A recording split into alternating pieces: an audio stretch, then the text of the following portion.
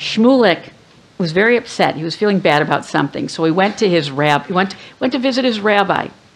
And he said, Rabbi, I feel bad about something I did. I kind of sinned. Rabbi said, Shmulik, what happened? And he said, well, I ate a meal and I did not do Birkat Hamazon. I didn't do the grace after meals. Well, we were supposed to say the grace after meals after every meal, but the rabbi goes, well, it doesn't sound that bad, Shmulik.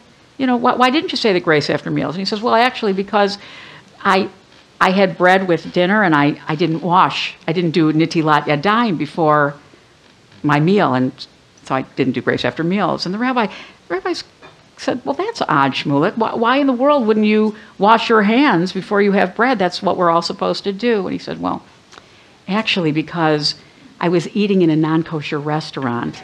And now the rabbi is actually really upset. Shmulik does not eat in a non-kosher restaurant. He said, Shmulik, why in the world were you eating in a non-kosher restaurant? And he goes, well, because I wanted a cheeseburger.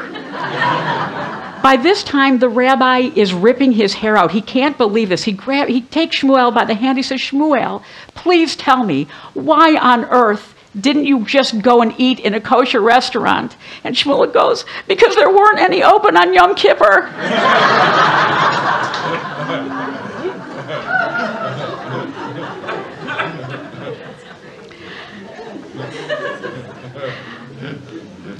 I heard that joke a few weeks ago from a colleague, and I thought it was so funny I needed to figure out a way that I could tell it tonight.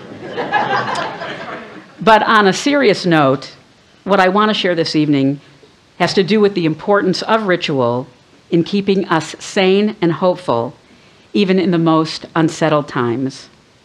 And I think that most of you might agree that we are traversing a very difficult period in history that will likely become harder for the foreseeable future. Our ancestors spent many high holidays knowing that their lives were in peril.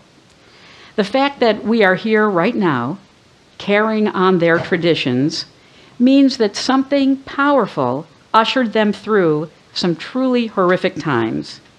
And that's what we're going to explore tonight in hopes that we too can derive some strength.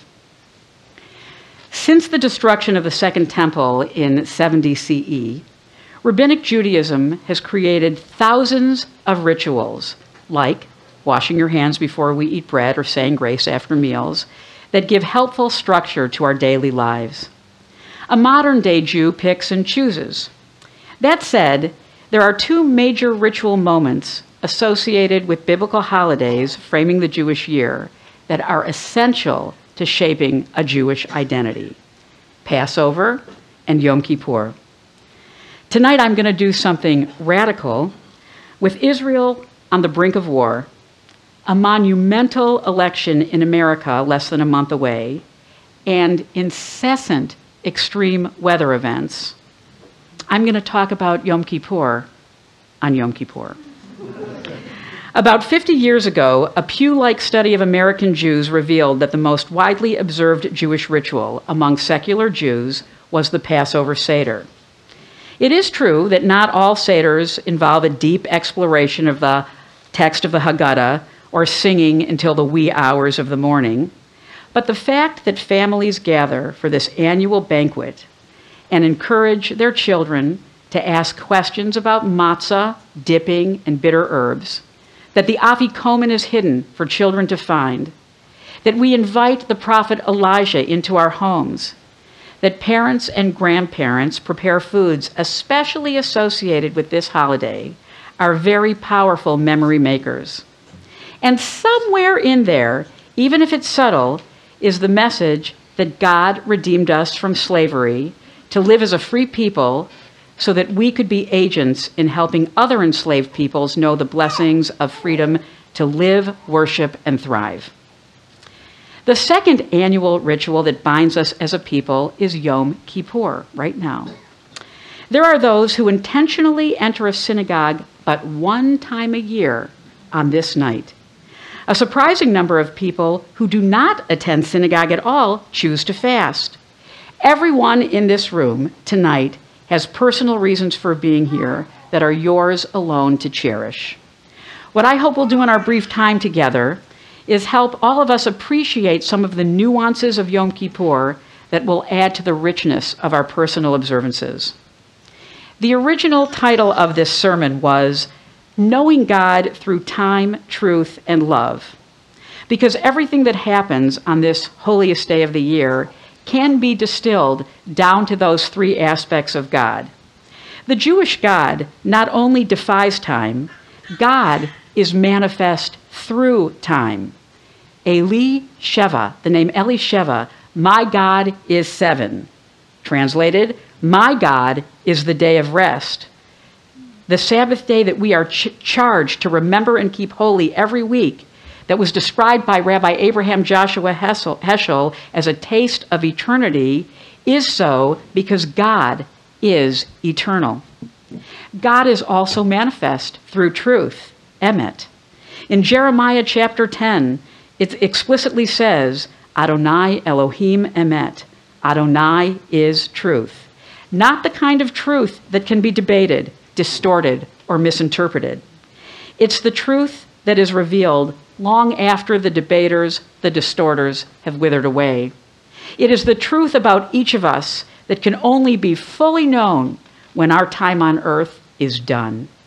It's an absolute truth that is beyond human understanding because our humanness naturally impacts the accuracy of how we read and assess the world around us. And last, love is the reason why we're here. For more than a month now, we've been wishing each other, Shana Tova Tikatevu V'Techatemu, may you be inscribed and sealed for a good year. Who's inscribing and who's sealing? It's God. Why on earth would we care about being sealed in some metaphoric book of life or being in God's good graces when it's our time to step off the planet if we did not feel some sense of obligation to that entity? In the first century, when pressed to do so, Rabbi Hillel reduced the essence of Torah to 3 words from Leviticus, V'ahavta l'reacha kamocha, love your fellow as yourself, because every law given in the Torah, both explicitly and implicitly, is about according dignity to fellow humans, animals, the earth, and God. On a global level, we are doing a terrible job. But that's a different sermon. The love associated with the idea of God is different than parental love, romantic love, or the love of something, although those do help us understand elements of this higher love. Godly love requires us to think at every turn about how our actions and our words, large and small, impact people we know and people we don't know. Every action we take, in business, our personal lives, the words we say, how we spend our wealth, how we greet passers-by, should be founded upon expressing our commitment to God by showing care and concern for people, creatures, and our planet. Out of love, God gave us the capacity to love one another in so many powerful ways. Engaging in atonement rituals every year is how we say, we're in, and thank you. The drama of Passover is driven by the externals. The set, our homes, and the props are the foods, the Seder table, and the Haggadah. We rid our homes of chametz, we turn over our kitchens, we shop, we cook, we plan the Seder table and the meal, and we design a Seder script that will be relevant and meaningful for all of our guests so that they will be able to identify with the universal notion of liberation. The drama on Yom Kippur is driven by weeks of rehearsal centered on internal dialogue with ourselves and reaches a pinnacle with specific costume and a fabulous script known as the Machzor. There's no matzo ball soup in this play, but that's okay because we are too excited to eat. The theater we create on Yom Kippur places us as close as we can possibly get to God in human form, a realm where food and drink aren't even necessary. It gets better. This year's production of Yom Kippur, the great and awesome day of gathering, that each of us is starring in right now, is actually meant to pick up from where last year's show left off, and in fact, goes all the way back to your first Yom Kippur. I want to invite everybody here in this room to take a minute and think about the first memory you have of being in synagogue on Yom Kippur. Really, go back and think about that if you can. Think about the first time that you were aware that Yom Kippur is a day like no other. What did your childhood synagogue look like? Who were you sitting next to? Was the little person who's you playing with their father's tzitzit out of boredom? Were they wondering when on earth the endless litany of prayers might come to an end, or why so many people are asking for money? Were you wondering why the cantor was wearing a white mitre, or what you thought was a funny hat, instead of a black one? That little kid is with you right now, alongside your teenage self, the you that refused to go to shul in your 20s because you just didn't care, and the you that discovered Judaism as an adult, and every year until today. There are many things that we do on Yom Kippur that emphasize the suspension of time and the idea that for these 25 hours, past, present, and future are one. 364 days a year, external talitot are worn only during morning prayers. On Yom Kippur, we don our talit before Kol Nidre when it's still the 9th of Tishrei, and we don't take them off until the end of Ne'ilah when the 11th of Tishrei has already begun, to indicate that the 10th of Tishrei, the Day of Atonement, there is no distinction between day and night. Like God, the capacity to atone is infinite. The white costume many of us are wearing is rich in symbolism. Rabbi Kavod shared a little in his kavanah earlier. As God was instructing Moses in Exodus chapter 19 on how to help people prepare for the ecstatic experience of revelation at Sinai, he said, "Go to the people and warn them to stay pure today and tomorrow. Let them wash their clothes." Well, these white garments symbolize that purity. On Yom Kippur, like the ancient Israelites before us, we are all gathered at the foot of Sinai in a ready state to meet God. In Leviticus 16, that we will read tomorrow morning, God instructs Moses on what Aaron's going to wear when he makes expiation for all the people's sins. He shall be dressed in a sacral linen tunic, and at that point linen meant white, linen tunic with linen breeches, gird with a linen sash, and he shall wear a linen turban. These are sacral vestments. He shall bathe his body in water and then put them on. On Yom Kippur, each of us dresses the part of Aaron the high priest, ready to make expiation for ourselves, our households, and the entire congregation of Israel. That's all of our jobs. Why do we care about helping other people atone? It's about creating a strong sense of Jewish unity and paying it both backward and forward. Many of us did great personal work last year, while some of us kind of slacked off and others totally checked out. But none of that matters because we are here now, right now, in solidarity and in spirit with Jews around the world. Jews that may look nothing like us and that we might not agree with anything they believe in. But each of us is gathered tonight at the foot of Sinai and in the courtyards of the Jerusalem temples 1 and 2 to take responsibility for ourselves and our fellow travelers on an eternal journey to be a mamlechet kohanim and a goy kadosh, a kingdom of priests and a holy nation. This phrase, also from Exodus 19, is what God states he expects from us in return for giving us the timeless gift of Torah. Observing Yom Kippur, however you do that, means that consciously or not, you take that obligation, that love, seriously. Here's an image to ponder. Right now, this room is pretty packed. It was a little more packed about 20 minutes ago, but it's pretty packed. It feels special.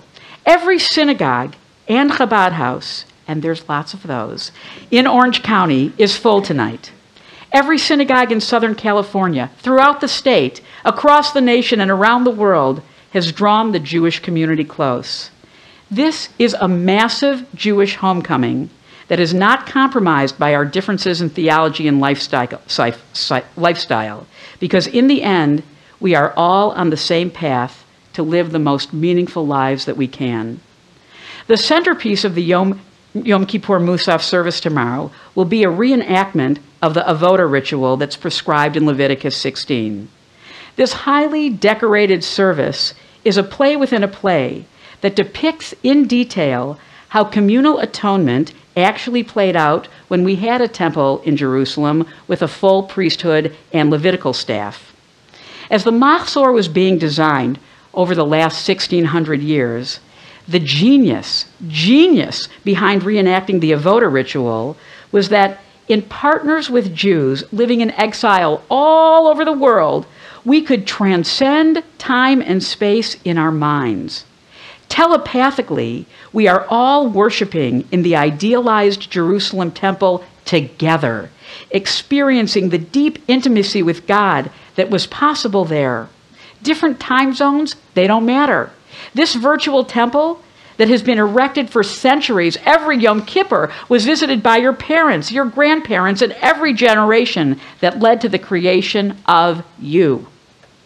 It is more powerful and durable than the ones built of stone, bricks, and mortar. Those can be tragically destroyed by enemy nations and external forces, as ours in fact were.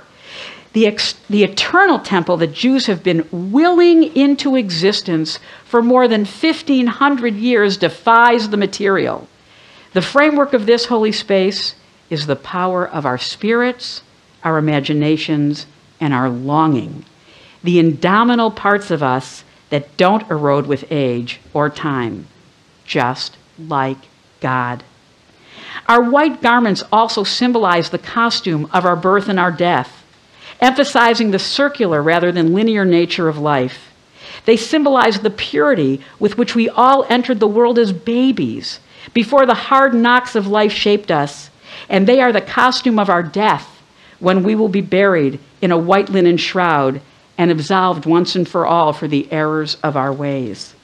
This is the essence of the Unatana Tokef section of the Musaf service, both on Rosh Hashanah and Yom Kippur, which emphasizes that God is ready to take each and every one of us back into proverbial loving arms when it's our time.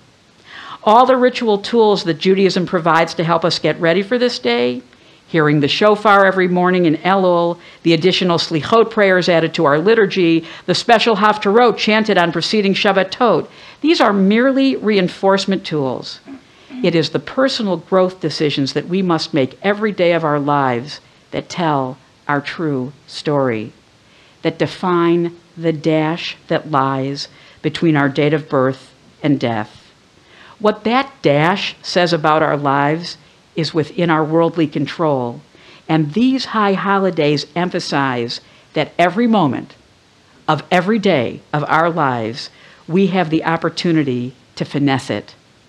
Every Yom Kippur, past, present, and future, is a celebration of this hopeful opportunity, which is available until the day we take our last breath, whenever that might be. And we are ready because of this annual production.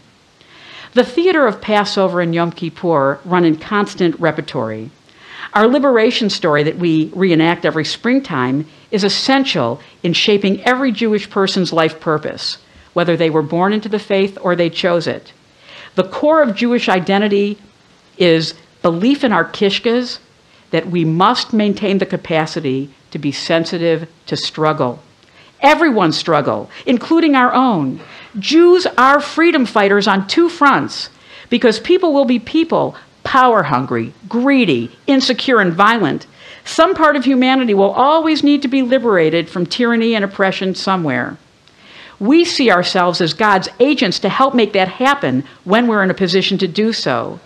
But we can only do it if we maintain our personal freedom from the shackles of oppressive forces that keep us distant from the force that we call God, with whom we are bound in covenantal love. When we lose our way, when we become interested in satisfying our own indulgences and obsessions, when we start to other the other and focus only on our self-importance, that's when our capacity to empathize with the vulnerable and the voiceless is compromised. And that is not what God would have wanted when he took us out of Egypt. The custom of reciting Yizkor is one of the more recent additions to the Yom Kippur script, added during the time of the Crusades. We invite the souls of all those who shaped us, literally and figuratively, into the room. Our parents said Yizkor for their parents, who said Yizkor for their parents, and so on and so on. Each of us is a link in the chain of memory that connects us to our ancestral history. Said simply, even if one of your great, great, great, great, great, great grandmothers had never existed, you would not be here. So on Yom Kippur, she shows up. Yom Kippur is a mega Jewish family reunion that defies time and space, inviting historical memory of family members whose identification with Judaism brought us to this very moment. If you are someone who chose Judaism as an adult, it is your spiritual mentors and teachers, along with your ancestors, that stand beside you. On this day, we link arms with every Jewish soul that has ever lived and share our collective hopes and dreams for a vibrant Jewish future. We, the Jewish people, in our white garments, with all of our sacred rituals and totally vulnerable selves, join hands on Yom Kippur to renew our covenant with God as a testimony of devotion and obligation to something much greater than ourselves. We certainly did not come for the oneg. We came here tonight, all of us together as one people, to stand before the judge of truth, who knows our every flaw, who remembers us from past years and is eager to sign up for another year of partnership. And even if you're one of those people in the room scratching your head thinking, that's not why I came. How can I feel obligated to a God I'm not even sure I believe in? I just came because it's what I do once a year. To you I say, keep showing up on Yom Kippur. Keep bringing your children. Keep eating matzah on Passover, hosting a 30-minute Seder, and complaining that not eating bread for 8 days is ridiculous, but you do it anyway. It's all important, and it all makes a difference. How do I know? Because here's the truth, the emes. We, the Jews, against all odds, are still here in 2024, making monumental contributions to the world that benefit all people everywhere. For over 2,000 years, we did that throughout Mesopotamia, the Middle East, the Far East, and across Asia. We are now doing that in Israel and throughout North America. Our contributions to the human family, beginning with Avraham Avinu, cannot be enumerated because they, like the stars in the sky, are too many to count. I know that there are people right here in this room who are doing such good for so many with no attribution.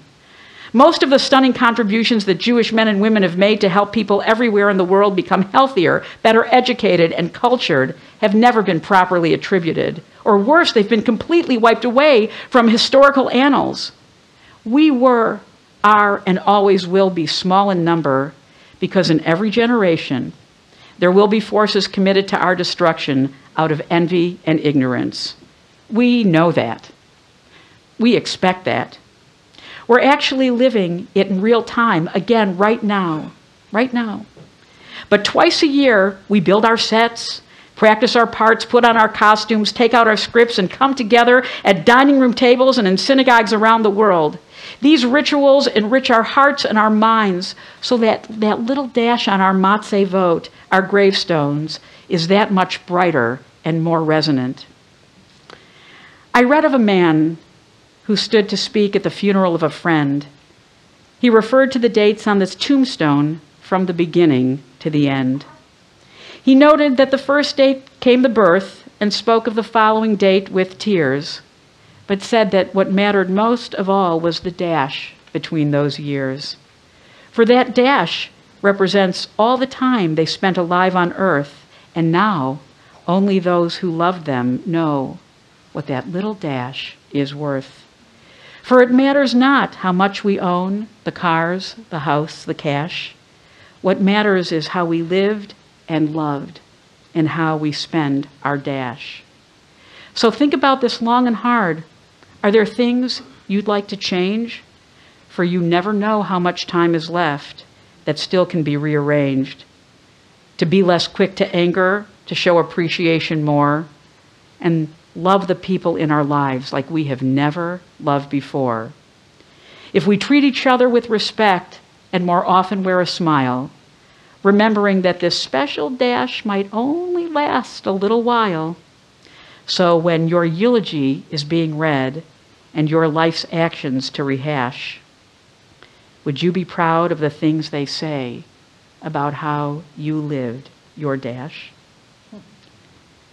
When Linda Ellis composed this poem in 1996, she was an unknown poet, did other stuff too. She was instantly catapulted to fame.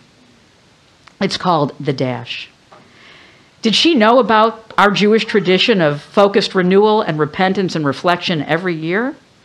Yom Kippur is our annual opportunity to assess our dash, both as individuals and as part of an incredible people that have been making the world wiser, more cultured, and humane since the day we came into being.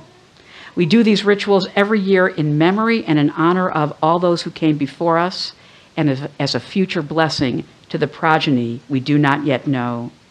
May all of us be inscribed and sealed for another brave and productive year. Gemar Chatima Tova.